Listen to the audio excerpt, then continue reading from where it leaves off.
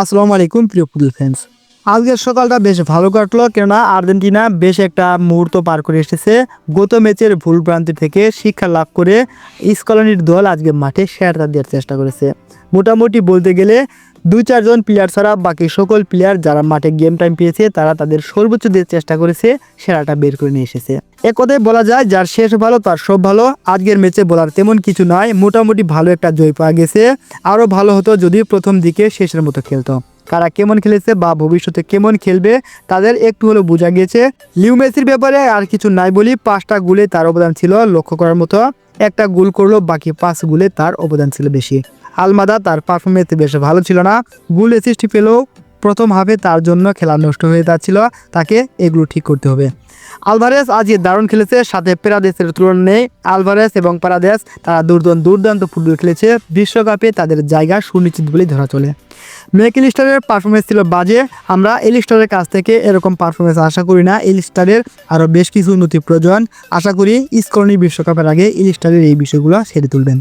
অন্যদিকে Valentin Barco গোল করেছে গঞ্জালেসের assist থেকে, শেষ গোলটা তার পা থেকে আসে। আর তিনি যে মাঠে সাবস্টিটিউট হিসেবে নেমে যে একটা ম্যাচ উপহার দিয়েছেন, দারুণ খেলেছেন। এক কথায় বলা যায় বিশ্বকাপে এই তারকারা ভালো কিছু করার চেষ্টা করবে। সব মিলিয়ে গত ম্যাচের থেকে আজকের ম্যাচটা ছিল ভালো। ন্যাশনাল ব্রেকে 2 ম্যাচের ফলাফল ছিল, গত ম্যাচে আর্জেন্টিনা 2-1 গোলে জয় লাভ করে, আর আজকের ম্যাচ 5-0। এ থেকে বোঝা যায় যেহেতু জয়ের পয়েন্ট টেবিলটা বড়, তাই গত ম্যাচের চেয়ে আর্জেন্টিনা এই ম্যাচে বেশ ভালো খেলেছে। এখন কোচের দেখার বিষয়, বিশ্বকাপে কারা থাকবে কারা থাকবে না।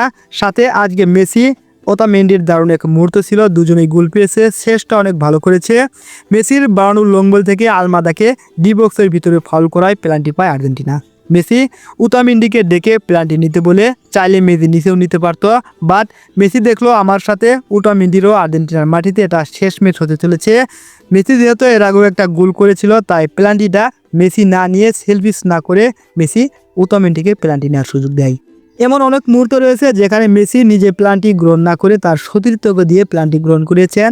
যখন কেউ ফর্মে ছিলেন, গোল পাচ্ছিলেন না, ঠিক সেই সময় মেসি প্লান্টির সুযোগটা নিজে না নিয়ে অন্যকে দিয়ে দেন।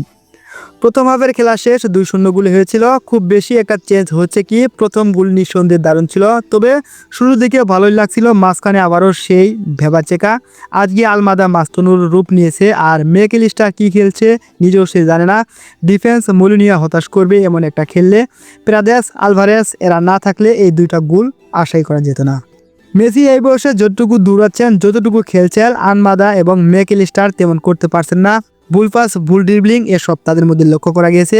জাম্বিয়ার 11 জনই ডিফেন্স করে খেলছে, 11 জনই অ্যাটাক। আর্জেন্টিনার মতো কাউন্টার অ্যাটাক ফিল পাচ্ছিল না।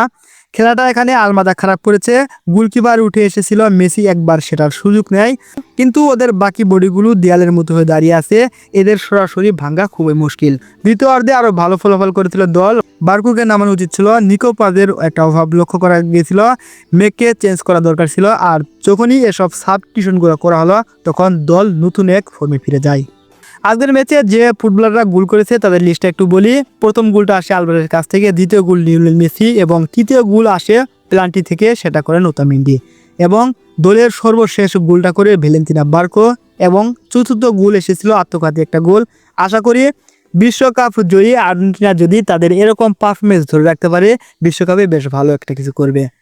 বর্তমানে ফিফা র্যাঙ্কিং এবং বিশ্বকাপে প্রতিযোগিতা করবে যে 3-4টি দল রয়েছে, তার মধ্যে আর্জেন্টিনা, স্পেন এবং ফ্রান্স এবং ইংল্যান্ড এই দলগুলো এগিয়ে রয়েছে। আশা করি বিশ্বকাপে কোনো ভুল করা যাবে না। আর্জেন্টিনা যদি আজকের ম্যাচের মতো তাদের জয় ধারাবাহিক রাখতে পারে, তাদের পারফরমেন্স ধারাবাহিকভাবে বজায় রাখতে পারে, তাহলে বিশ্বকাপে ভালো কিছু করবে। ধন্যবাদ সবাইকে, আসসালামু আলাইকুম।